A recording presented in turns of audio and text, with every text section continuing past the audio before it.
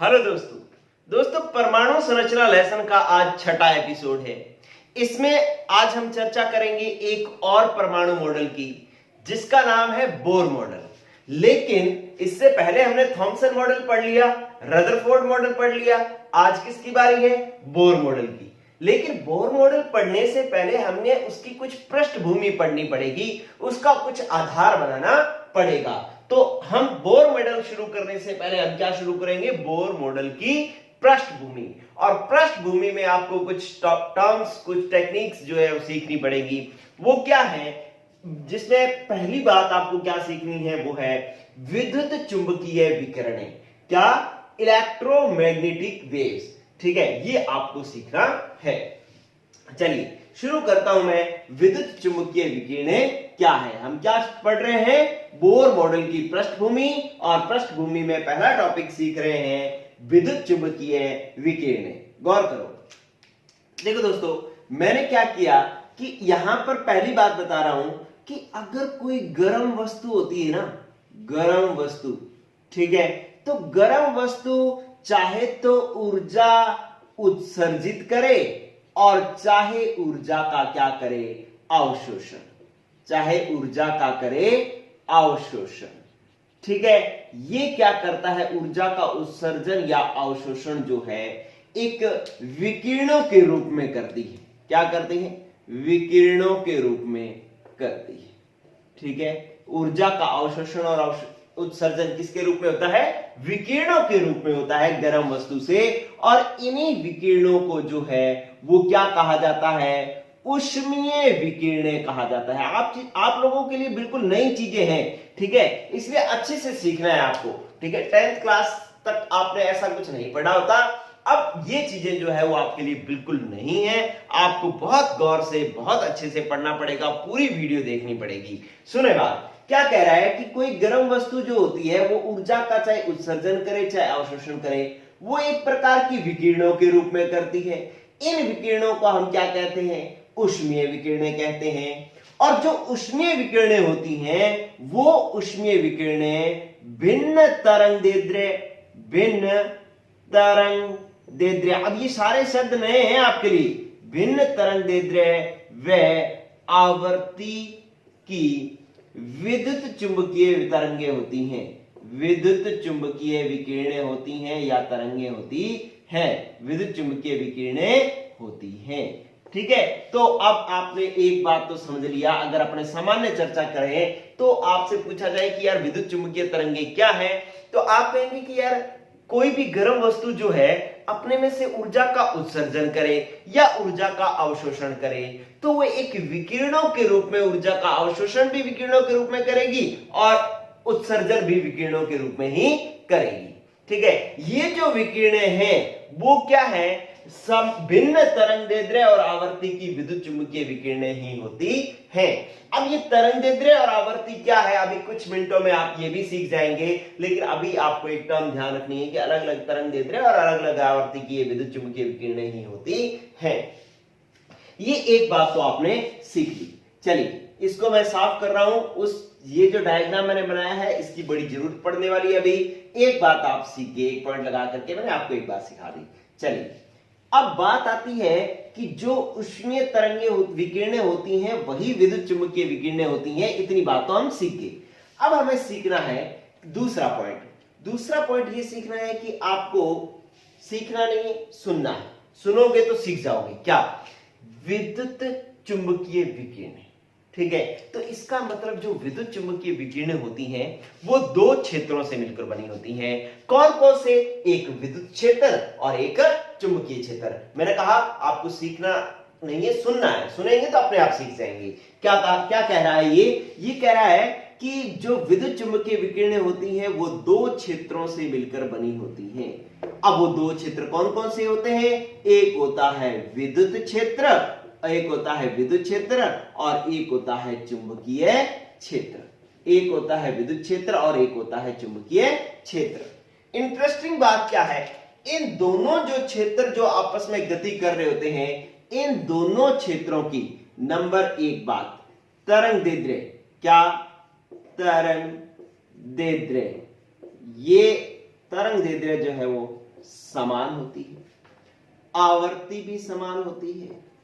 आवर्ती, वेग, तरंग संख्या ये सारी चीजें जो है इसकी क्या होती हैं, समान। किस किस की समान होती है? जो विद्युत क्षेत्र और चुंबकीय क्षेत्र होते हैं इनकी ये सारी चीजें समान होती हैं। लेकिन क्या अलग होता है, स्टार डाल करके लिख रहा हूं, क्या अलग होता है कि ये दोनों परस्पर लंबवत होते हैं। दोनों परस्पर लंबवत संचरण करते हैं या लंबवत होते हैं। संचरण का मतलब होता है गति करना, यूं चलते हैं, संचरण करते हैं, या आप कहें कि दोनों क्षेत्र परस्पर लंबवत होते हैं। ठीक है, यहां पर अब इस डायग्राम की जरूरत पड़ रही है क्या, कि ये जो मैंने ब्लू इंक से जो बना रखा है और एक ग्रीन इंक से, दो चीजें बना रखी हैं। ब्लू इंक से जो बनाया है वो मैं मानता हूं कि मैंने क्या बनाया है, विद्युत क्षेत्र बनाया है। मैंने क्या बनाया है, विद्युत क्षेत्र। और ये जो ग्रीन कलर से मैंने बनाया है ये क्या है, ये है चुंबकीय क्षेत्र, ये है चुंबकीय क्षेत्र। ठीक है, अब ये इस तरीके से ऐसे ऐसे गति कर रहा है, ठीक है, और ये वाला इस तरीके से ऐसे ऐसे गति कर रहा है, यू। ठीक है, अब ये दोनों क्षेत्रों की तरंग दैर्ध्य, आवर्ती, तरंग संख्या, वेग सब कुछ समान है, लेकिन अलग क्या है कि ये दोनों एक दूसरे के लंबवत होते हैं। अब लंबवत का मतलब क्या है? लंबवत का मतलब ये है कि ये इस तरीके से लंबवत है, ये ऐसे। अगर ये वाला हाथ जो है मेरा, ये विद्युत क्षेत्र है तो ये चुंबकीय क्षेत्र है, ये दोनों एक दूसरे के देखो क्या हो गए, लंबवत। इसका मतलब क्या है कि अगर विद्युत क्षेत्र इस तरीके से गति करेगा, विकिरण या तरंगे ऐसी गति करती है ना, अगर विद्युत क्षेत्र ऐसे गति कर रहा है, देखो ऐसे गति कर रहा है, तो जो चुंबकीय क्षेत्र है वो ऐसे गति करेगा, ऐसे।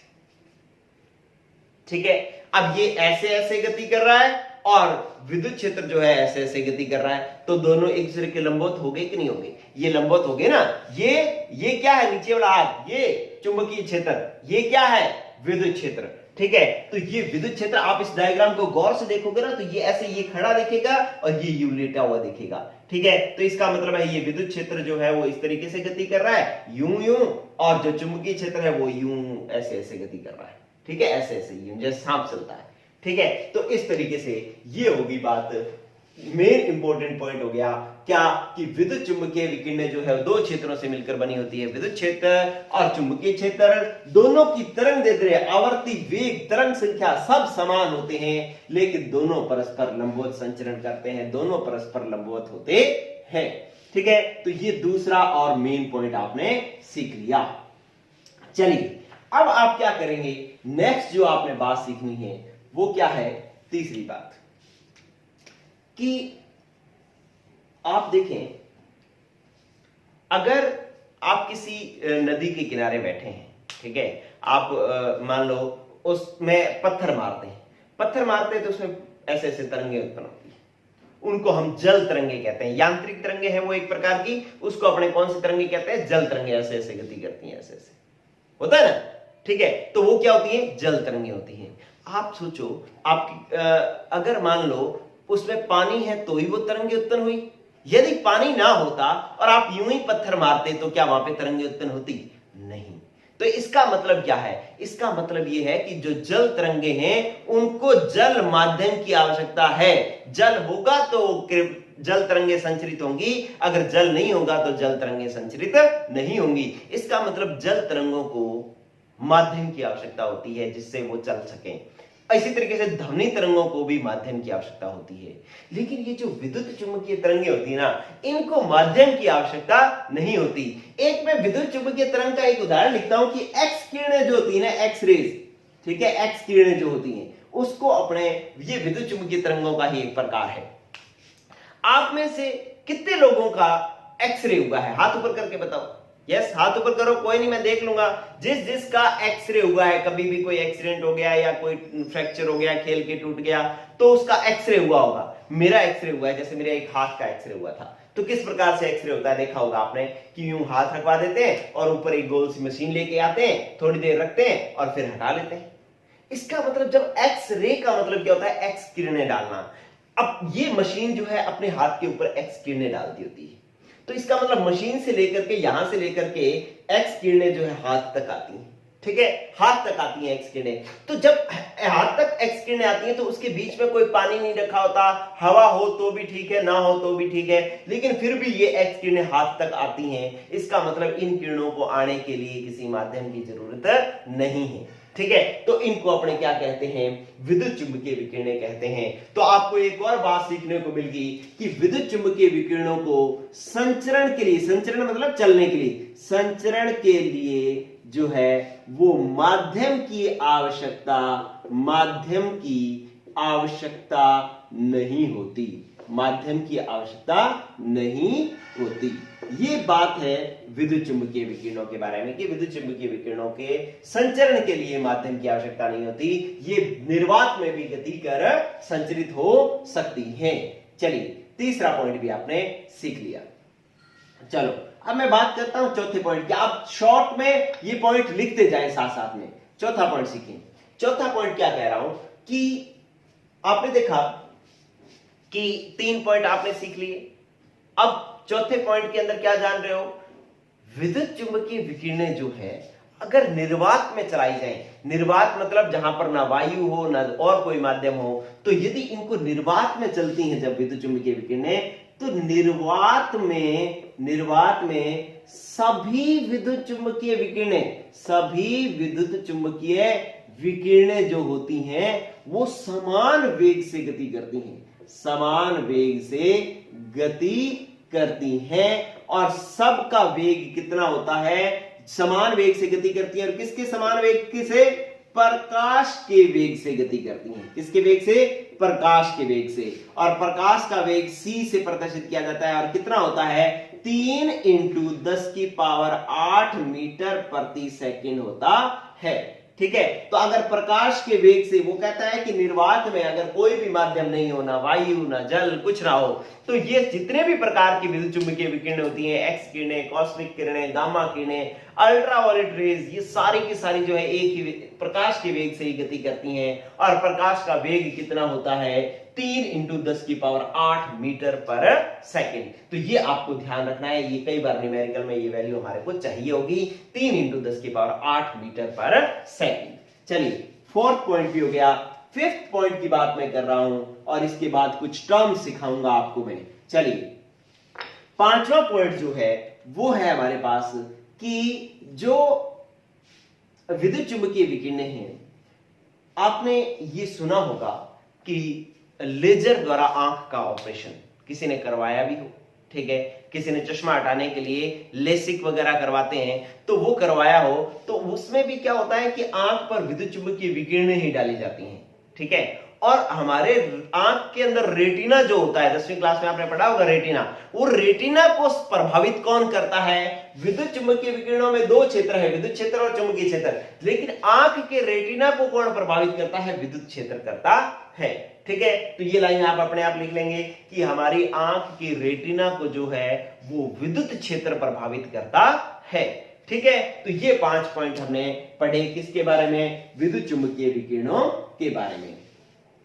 अब कुछ शब्दावलियां हैं, कुछ शब्द हैं जो तरंग के बारे में, वो शब्द हमें सीखने हैं। जैसे मैंने अभी बोल रहा था मैं बार बार, तरंग दैर्ध्य, आयाम, ठीक है, और आवर्ती, वेग, ये सारे शब्द जो है ये मैं आपको सिखाने जा रहा हूं। चलिए इसको मैं साफ कर देता हूं, ये एक दूसरे के लंबवत बनी हुई है, ये समझाने की कोशिश की थी मैंने आपको। चलिए अब हम सीखेंगे कुछ शब्द तरंगों के बारे में।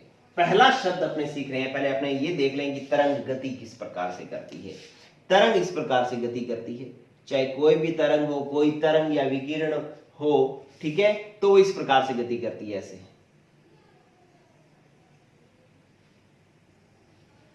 ज्यादा बड़ा बना दिया, छोटा करते हैं थोड़ा इसको, ठीक है, ज्यादा बड़ा बना दिया। चलिए यू,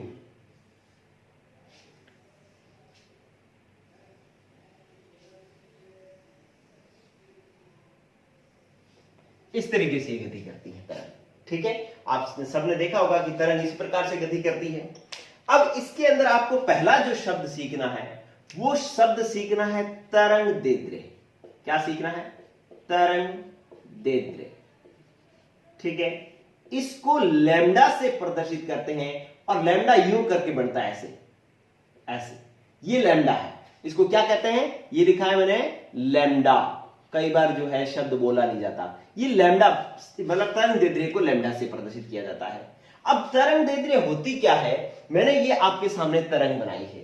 इस तरंग के अंदर ये जो ऊंचे पॉइंट है इनको हम कहते हैं श्रृंग। क्या कहते हैं, श्रृंग। और ये जो नीचे पॉइंट है इनको हम क्या कहते हैं, ग्रथ। क्या कहते हैं, ग्रथ। ये श्रृंग है और ये ग्रथ है। और ये फिर क्या आ गया, ये आ गया फिर हमारे पास श्रृंग, और ये फिर क्या आ गया, ये आ गया ग्रथ। ठीक है, ये गर्त है और ये क्या है, श्रृंग है। अब तरंग दैर्ध्य क्या होती है कि दो लगातार श्रृंगों के बीच की दूरी, यहां से लेकर के और यहां तक के इसके बीच की दूरी को लैम्डा से प्रदर्शित करते हैं, और ये क्या होती है, ये तरंग दैर्ध्य होती है। अगर अपने गर्तों की बात करें, दो लगातार गर्तों के बीच की दूरी यहां से यहां तक, इसके बीच की दूरी को इससे भी लैम्डा से प्रदर्शित करते हैं, ये भी क्या होती है, तरंग दैर्ध्य होती है। और ये दोनों समान होती हैं एक तरंग के लिए। ठीक है, तो तरंग दैर्ध्य क्या होगी कि दो लगातार किसी तरंग या किसी विकिरण, किसी तरंग में दो लगातार श्रृंगों या गर्तों के बीच की दूरी को, दो लगातार श्रृंगों या गर्तों के बीच की दूरी को तरंग दैर्ध्य कहते हैं। तरंग दैर्ध्य कहते हैं। याद हुआ क्या सबको, तरंग दैर्ध्य समझ में आ गया सबको। क्या होता है कि दो लगातार किसी तरंग के अंदर दो लगातार श्रृंगों या दो लगातार गर्तों के बीच की दूरी को क्या कहा जाता है, तरंग दैर्ध्य कहा जाता है। और इसकी इकाई क्या होगी, इसकी इकाई देखो दोस्तों कि भाई ये क्या है, एक तरीके की दूरी है, यहां से यहां तक की ये क्या है, दूरी। अब दूरी की इकाई तो दूरी के हिसाब से होगी। दूरी की इकाइयां क्या होती है, जैसे मीटर होती है, ठीक है, आपके पास जैसे मीटर, सेंटीमीटर, ठीक है, और कुछ ऐसे जैसे ये देख लो, सीख लो, कुछ मैं स्पेशल टर्म्स सिखा रहा हूं, गौर करना, जिनके बारे में आपको नहीं पता होगा तो लेकिन आपको आगे न्यूमेरिकल में चाहिए होंगे। जैसे एक होता है एंगस्ट्रॉम, एक के ऊपर नोड लगता है, इसको एंगस्ट्रॉम कहते हैं। और ये होता है 10 की पावर -10 मीटर को एक एंगस्ट्रॉम कहते हैं। ठीक है, इसी तरीके से एक माइक्रोमीटर, माइक्रोन ऐसे लिखा है, माइक्रोन मीटर। ठीक है, एक माइक्रोन मीटर को प्रदर्शित कैसे किया, ऐसे करके, ऐसे यू बनाया है, लेकिन इस यू की इधर भी एक पूंछ छोड़ी है, ये माइक्रोन मीटर है। और ये होता है 10 की पावर -6 मीटर। एक होता है एक नैनोमीटर, NM, नैनोमीटर होता है 10 की पावर -9 मीटर। और अपने पास एक होता है एक पिकोमीटर, PM का मतलब क्या हो गया, पिकोमीटर। और ये क्या था, नैनोमीटर। ये चीजें सीखनी जरूरी है। ये क्या था, एंगस्ट्रॉम, ठीक है, एंगस्ट्रॉम। तो ये एंगस्ट्रॉम 10 की पावर -10 मीटर, माइक्रोन मीटर 10 की पावर -6 मीटर, नैनोमीटर 10 की पावर -9 मीटर, पिकोमीटर कितना होता है, 10 की पावर -12 मीटर। तो ये सब इसकी दूरी की इकाइयां जो होती हैं वही तरंग दैर्ध्य की इकाइयां होती है। इन इकाइयों की आगे जब हम कोई न्यूमेरिकल किया करेंगे तो इसमें हमारे को जरूरत पड़ेगी। चलिए, तो आपने एक शब्द सीख लिया कि तरंग दैर्ध्य क्या होती है। अब मैं बात करता हूं दूसरी शब्द की, जिसका नाम है आयाम। आप इसका स्क्रीनशॉट लेते जाएं बस, फिर आप अपनी कॉपी में नोट कर लें और फोटो सारी जो है वो डिलीट कर दें, नहीं तो बहुत सारी फोटोज हो जाएंगी।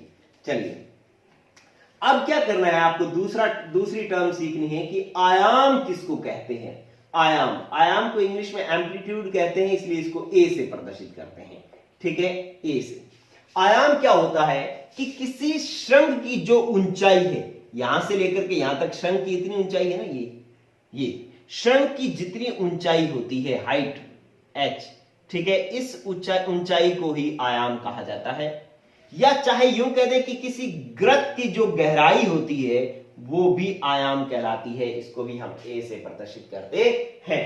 तो हम ये कहेंगे कि किसी तरंग में शंख की ऊंचाई या गर्त की गहराई आयाम कहलाती है।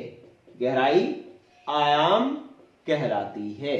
ठीक है, तो आपको आयाम समझ में आ गया कि ये शंख की जो ऊंचाई है या तो इसको आयाम कह दो, या फिर ये जो गर्त है इसकी जो गहराई है इसको हम आयाम कह सकते हैं। और ये भी क्या है, एक प्रकार की दूरी है, तो इसकी भी इकाई जो है दूरी वाली इकाइयां ही होंगी, जैसे metre, centimetre, angstrom, picometre, nanometre, micrometre, ये सारी इकाइयां आयाम की भी होंगी।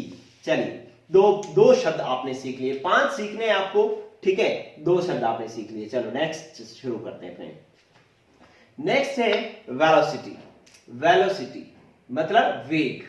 तीसरा जो है हम सिखा रहे हैं वेग। ठीक है, वेग को v से प्रदर्शित करते हैं, वेलोसिटी को। अगर प्रकाश का वेग हो तो हम उसको c से प्रदर्शित करते हैं। ठीक है, क्या कहता है वेग, क्या होता है कि आपको पता है तरंग यूं चलती रहती है, तरंग ऐसे चलती है, ऐसे ऐसे ऐसे ऐसे ऐसे ऐसे चलती रहती है, ऐसे चलती रहती है।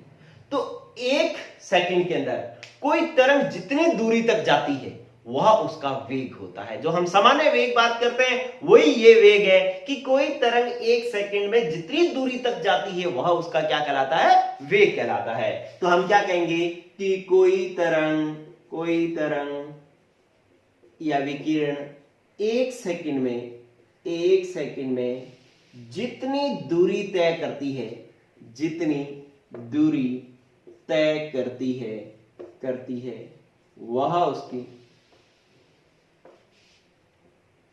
उसका वेग कहलाता है, वेग कहलाता है। और वेग की इकाई क्या होती है, मीटर प्रति सेकंड। वेग की इकाई क्या होती है, मीटर प्रति सेकंड। तो इस तरीके से वेग भी आपको समझ में आ गया। वेग हालांकि पहले भी आता था, लेकिन अब हमें ये वाला वेग कौन सा है, जो तरंग दूरी तय करती है वो है। तो इसको आप लिख लेना कि वेग किसको कहते हैं। अब एक बहुत अच्छी चीज मैं आपको सिखा रहा हूं, उसका नाम है आवर्ती। ये बहुत अच्छी चीज है, आवर्ती। ठीक है, इसको इंग्लिश में कहते हैं फ्रीक्वेंसी। क्या कहते हैं, फ्रीक्वेंसी। और इसको प्रदर्शित किससे करते हैं, न्यू से। अब न्यू बढ़ता कैसे, देखो आपको v बनाना है, लेकिन v के सिरे जो है थोड़े मोड़ने हैं, ऊपर से ऐसे ऐसे मोड़ने हैं। इसको क्या बोला है मैंने, न्यू। ठीक है, तो न्यू आवर्ती जो है वो क्या होती है, देखें। या तो आप क्या कई बार तो क्या कह सकते हैं, आवर्ती किसे कहते हैं कि कंपन, 1 सेकंड में होने वाले कंपनों की संख्या को, 1 सेकंड में होने वाले कंपनों की संख्या को आवर्ती कहते हैं। कि कोई कंपन कर रही है, कोई चीज, कण जो है कंपन कर रहा है, तो 1 सेकंड में कितने कंपन करता है वह उसकी क्या होती है, आवर्ती होती है। लेकिन आप इसको या ऐसे भी बोल सकते हैं, इधर देखें कि ये तरंग ऐसे गति कर रही थी, ऐसे गति कर रही जा रही थी, जाए जा रही थी। अब मैंने क्या किया, इसके अंदर एक बिंदु लगा दिया, यहां एक बिंदु लगा दिया, ये एक बिंदु लगा दिया। इस बिंदु से तरंग जाएगी, जाती जाएगी।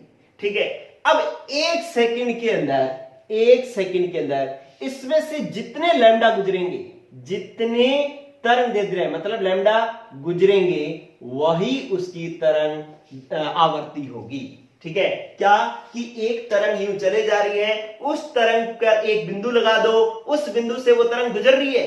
अब 1 सेकंड में कितने तरंग दैर्ध्य उससे गुजर जाती हैं, कितने लैम्डा उससे गुजर जाते हैं, वही उसकी क्या होती है, आवर्ती। ठीक है, तो किसी तरंग के एक निश्चित बिंदु से 1 सेकंड में गुजरने वाली तरंग दैर्ध्यों की संख्या, तरंग दैर्ध्य लैम्डा होती है ना, तो तरंग दैर्ध्यों की संख्या जो है वो क्या कहलाती है, आवर्ती कहलाती है। ठीक है, अब ये जो तरंग दैर्ध्यों की संख्या जो है वो आवर्ती कहलाती है।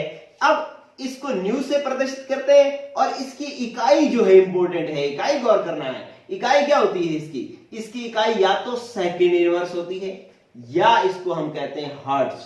आपको पेपर में और में हर्ट्ज ही मिलेगी, और हर्ट्ज को किससे प्रदर्शित करते हैं? HZ से, HZ से प्रदर्शित करते हैं, हर्ट्ज होती है। तो आपसे पूछना चाहिए आवर्ती की इकाई क्या होती है, तो हर्ट्ज ही बोलनी है, लेकिन आपको ध्यान होना चाहिए कि सेकेंड इनवर्स भी जो है इसकी इकाई होती है। ठीक है दोस्तों, अब एक बात और रहेगी और इसके बाद ये टॉपिक हो जाएगा खत्म। चलिए इसका भी ले लें आप स्क्रीनशॉट, और या फिर आप फटाफट लिख सकते हैं तो आप लिख लें, ये आवर्ती की परिभाषा होगी। फिर हमने क्या करना है, एक चीज और देखनी है, वो है तरंग संख्या। क्या है? तरंग संख्या, ये सीखनी है आपको। तरंग संख्या, तरंग संख्या क्या होती है? अब तरंग संख्या को पहले तो प्रदर्शित किससे किया जाता है? तरंग संख्या को प्रदर्शित किया जाता है न्यू बार से। आपने ऐसे करके न्यू बनाया था ना, ऐसे वी का ऐसे बनाया था न्यू बार। ठीक है, न्यू के ऊपर बार लाइन लगाई थी तो ये न्यू बार हो गया। इसको किससे प्रदर्शित करते हैं? ये लिखा तो न्यू है और उस पर लाइन लगी तो ये क्या हो गया? न्यू बार।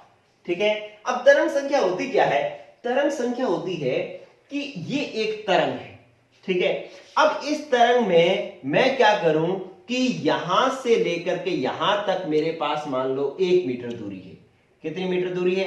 1 मीटर। इस 1 मीटर दूरी में कितनी तरंग दे रहे हैं? कितने तरंग दे? देखो यहां से लेकर के आप देखें तो जैसे दो श्रृंगों के बीच दूरी, यहां से लेकर के यहां तक एक तरंग दे रही होगी। ठीक है, और इससे 1/4 तरंग दे रही ये होगी और 1/4 ये होगी, या आधी ये होगी। ठीक है, तो अब अपने पास कुल कितनी होगी? ये 1 तरंग दे रहे हैं और प्लस जो है 3/4 और तरंग दे रहे हैं, तो एक सही 3/4 तरंग दे रहे होगी। ठीक है, दोबारा बताऊं कि यहां से लेकर के यहां तक मेरे पास 1 मीटर दूरी है। अब इस 1 मीटर दूरी में कितने तरंग दे रहे हैं? कितने तरंग दे रहे हैं? आप देखो यहां से शुरू करो, यहां से लेकर के ये घूम करके वापस यहां तक आई तो ये 1 तरंग दे रही होगी, और यहां से शुरू हुआ और ये पूरा ऐसे घूम करके यहां तक एक और होगी। तो आप पूरा कर लो, यहां से यहां तक 1 तरंग दे रहे हैं और यहां से यहां तक 1 तरंग दे रहे हैं, तो कुल कितनी तरंग दे रहे हैं? 1 मीटर दूरी में कितनी तरंग दे रहे हैं? 2 तरंग दे रहे हैं, तो ये 2 जो है इसकी होगी तरंग संख्या। ठीक है, तो આપણે यूं कह सकते हैं कि 1 मीटर दूरी या इकाई दूरी में, 1 मीटर दूरी में उपस्थित तरंग दैर्ध्यों की संख्या, तरंग दैर्ध्यों की संख्या जो है वो क्या कहलाती है? तरंग संख्या कहलाती है, तरंग संख्या कहलाती है। तो ये आपके पास होगी तरंग संख्या की परिभाषा, और इसको न्यू बार से प्रदर्शित करते हैं। और एक और चीज देखना कि न्यू बार बराबर होता है 1/λ। ठीक है, न्यू बार बराबर क्या होता है? 1/λ। 1/λ लिखा हुआ तो इसका मतलब है ये तरंग दैर्ध्य का व्युत्क्रम है, तरंग दैर्ध्य का व्युत्क्रम है। तो आप यूं भी लिख सकते हैं इसकी परिभाषा कि तरंग दैर्ध्य के व्युत्क्रम को, तरंग दैर्ध्य के व्युत्क्रम को तरंग संख्या कहा जाता है, तरंग संख्या कहा जाता है। ठीक है, तो तरंग संख्या की ये भी एक परिभाषा हो सकती है कि तरंग दैर्ध्य के व्युत्क्रम को, 1/λ आ रहा है, 1/λ को क्या कहते हैं? व्युत्क्रम। तो तरंग दैर्ध्य के व्युत्क्रम को तरंग संख्या कहा जाता है, या 1 मीटर लंबाई में जितनी तरंग दैर्ध्य उपस्थित होती है उसको तरंग संख्या कहा जाता है। जैसा आपको अच्छा लगे वैसा आप बोल सकते हैं। इसकी इकाई क्या होगी? 1 में। अब तरंग दैर्ध्य की इकाई क्या होती है? मीटर, सेंटीमीटर ये होती है। तो अगर तरंग संख्या की इकाई देखेंगे तो ये मीटर ऊपर जाएगा, और ऊपर जाएगा तो ये क्या हो जाएगा? Metre inverse. तो इसकी इकाई होती है metre inverse, centimetre inverse, picometre inverse, nanometre inverse, कुछ भी ये इकाई हो सकती है। ठीक है दोस्तों, तो ये 5 जो है आपने शब्दावलियां सीखी, और विद्युत चुंबकीय विकिरणों के बारे में पहले 5 जो है वो पॉइंट सीखे। तो मैं उम्मीद कर रहा हूं कि ये जो विद्युत चुंबकीय विकिरण है, बहुत साफ शब्दों में विद्युत चुंबकीय विकिरण होती क्या है, उनके क्या क्या गुण हैं, और ये कुछ 5 शब्दावलियां जो है ये साफ शब्दों में आपको समझ में आ गई। एक चीज और देखें कि एक तो फॉर्मूला ये वाला हो गया जो आपको काम में आएगा, एक फॉर्मूला और है कि जो वेग होता है ना, वेग वो क्या होता है? आप इसका स्क्रीनशॉट लेते रहना दोस्तों। वेग जो होता है वो क्या होता है? वेग अपने पास c is equal to lambda into v होता है। बस ये फॉर्मूला आपको ध्यान रखना है। c हमारे पास क्या है, वेग, और सॉरी ये है न्यू, ठीक है। लैम्डा क्या है, तरंग दैर्ध्य, और न्यू क्या है, आवृत्ति। न्यू क्या है, आवृत्ति। ये फॉर्मूला अपने को आगे और कई जगह काम में आएगा। c बराबर वेग बराबर होता है तरंग दैर्ध्य इंटू आवृत्ति, ठीक है। जैसे कि मैं एक न्यूमेरिकल करवा देता हूं जिससे आपका डाउट क्लियर हो जाएगा कि ये फॉर्मूला किस प्रकार से यूज आएगा, ये दोनों फॉर्मूले किस प्रकार से यूज आएंगे। मैं ये फॉर्मूला आप नोट कर लो। c इज इक्वल टू क्या है, लैम्डा इंटू न्यू, ठीक है। मतलब वेग बराबर क्या, तरंग दैर्ध्य इंटू आवृत्ति। चलिए एक न्यूमेरिकल मैं लिख रहा हूं, इसी फॉर्मूले पर जो सॉल्व होगा, क्या है न्यूमेरिकल। न्यूमेरिकल हमारे पास है कि एक सीजियम परमाणु है जो एक स्पेक्ट्रम दे रहा है। सीजियम के स्पेक्ट्रा की तरंग दैर्ध्य जो है, तरंग दैर्ध्य वो कितनी बता दी इसने कि 459 नैनोमीटर है, 459 नैनोमीटर है। तो इसकी आवर्ती व तरंग संख्या क्या होगी, आवर्ती व तरंग संख्या क्या होगी, ये एक क्वेश्चन आपसे जो है वो पूछा गया है। ये जो क्वेश्चन है ना, ये आपसे 11th में पूछ लिया जाता है। इसका थोड़ा एक टर्म, एक दो चीजें और आगे जैसे प्लांक थ्योरी वगैरह सीख लेंगे तो उसके बाद आपको कंपटीशन के न्यूमेरिकल भी करने के लिए ये फॉर्मूला काम में आएगा। लेकिन ये जो फॉर्मूला जो है अभी तक जो है वो सिर्फ 11th के लिए इसका काम में आएगा। गौर करें, क्या है कि आपको तरंग दैर्ध्य दे दी गई है और आपसे उसकी आवर्ती और तरंग संख्या पूछी गई है। तो आप पहला काम सॉल्व करें, क्या कि c इज इक्वल टू होता है लैम्डा इंटू न्यू, ठीक है। c का मान हमें पता है कितना होता है, 3 इंटू 10 की पावर 8 मीटर प्रति सेकंड होता है। और लैम्डा का मान उसने दे दिया 459 नैनोमीटर। लेकिन ये मीटर में, तो आपको इसको भी मीटर में कन्वर्ट करना पड़ेगा, और इसको मीटर में कन्वर्ट करने के लिए क्या करोगे, नैनोमीटर को मीटर में कन्वर्ट करने के लिए 10 की पावर -9 से गुणा करोगे तो ये क्या बन जाएगा, मीटर बन जाएगा। नैनोमीटर को मीटर में कन्वर्ट करना हो तो कितने से गुणा करते हैं, 10 की पावर -9 से।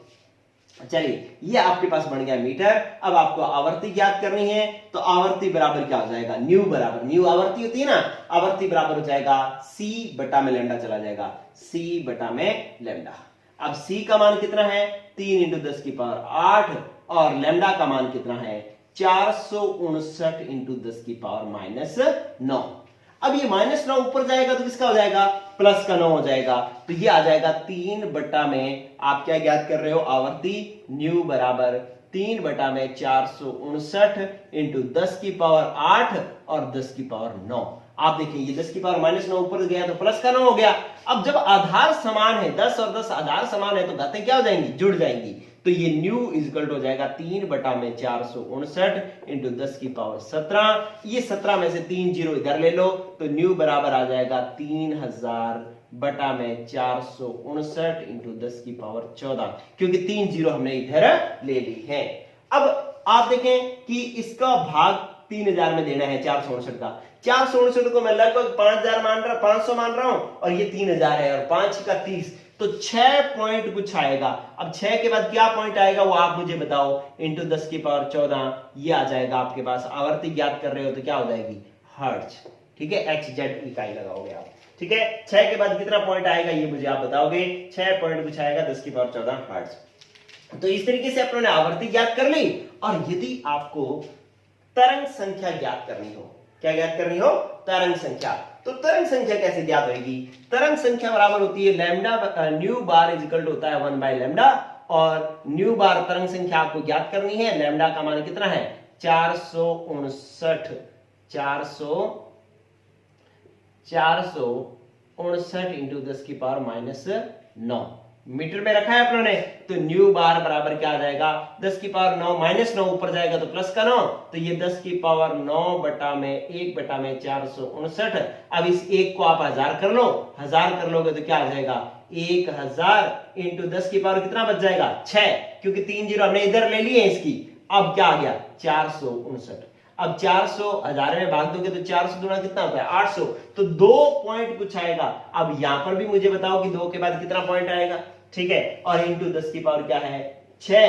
अब तरंग संख्या ज्ञात करनी थी, तरंग संख्या की इकाई क्या होती है मीटर इनवर्स, तो इंटू आ जाएगा मीटर इनवर्स। 2 पॉइंट कितना आएगा वो बताना है, इंटू 10 की पावर 6 मीटर इनवर्स जो है तरंग संख्या आ गई।